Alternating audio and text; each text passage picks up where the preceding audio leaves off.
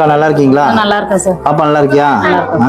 எங்க உங்க பையனை காணோம்? பையன் கறிக்கடைக்கு வேலைக்கு போயிட்டான் சார். இன்னைக்கு வேலைக்கு போயிட்டான் சார். சரி, நான் அதான் இந்த மாசம் ஜாமான கொடுத்துட்டு அதே மாதிரி பிள்ளைங்க ஏங்கிட கூடாது அப்படிங்கறதுக்காக நியூ இயர் வருது. சரி, நான் உங்களுக்கு ட்ரெஸ் வாங்கி கொடுக்கறதுக்காக தான் வர சொன்னேன். இது பண்ண உங்களுக்கு கால் வலி எப்படி இருக்கு? கால் வீங்கி இருக்கேக்கா? கால் கொஞ்சம் நடந்தா வீங்குது சார். நீ நல்லா இருக்கியா? நல்லா இப்பெல்லாம் சாப்பிடுறியா? ஒழுங்கா சாப்பாடுல எல்லாம் கிடைக்குதா? எவ்வளவு கஷ்டப்பட்டு உங்க 2 பேரும் பாத்துக்கலாம். அண்ணன் மாதிரியே நீ நல்லா படிக்கணும், சரியா? என்ன சரிங்கன்னா நான் பணம் தரேன். 2 பிள்ளைங்களையுமே கூட்டிட்டு போய் உங்களுக்கு பிடிச்ச ட்ரெஸ்ஸை வாங்கி கொடுங்க.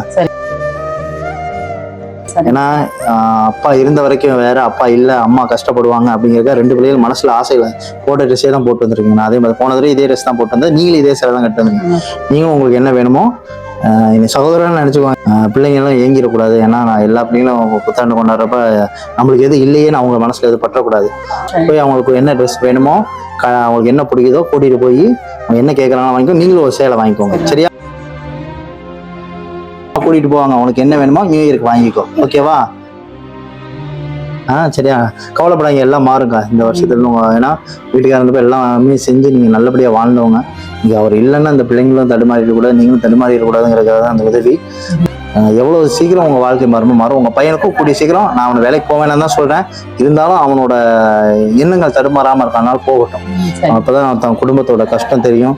தனக்குன்னு ஒரு தங்கச்சி இருக்கு, அம்மாவுக்கு நம்ம தான் அப்படிங்கிற எண்ணம் இருக்கனால அவன் போறான், உழைக்கலாம். அவன் உழைப்புக்கு கண்டிப்பா என்னோட வாழ்த்துக்கள், சரியா?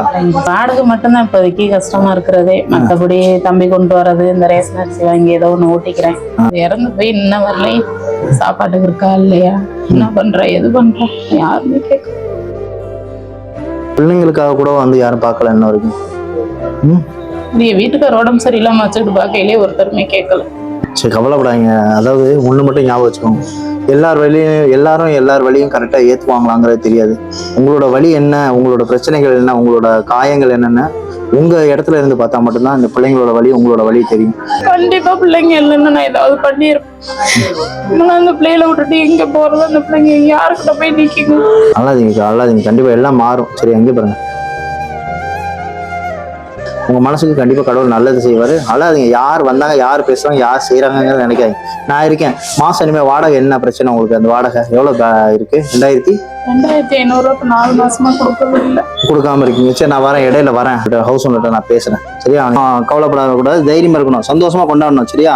அதை நினைச்சு எது வருத்தப்படாங்க. நான் நேர்ல வரேன். தம்பிட்டு சொல்லுங்க, அவனை எது நினைக்கணும், அவனை நல்லா படிக்க மட்டும் சொல்லுங்க. வேற எதுவும் உங்க மைண்ட்ல இருக்க வேணாம். அரிசி மளிகை ஜாமான் பொருள் எல்லாம் இருக்குதா?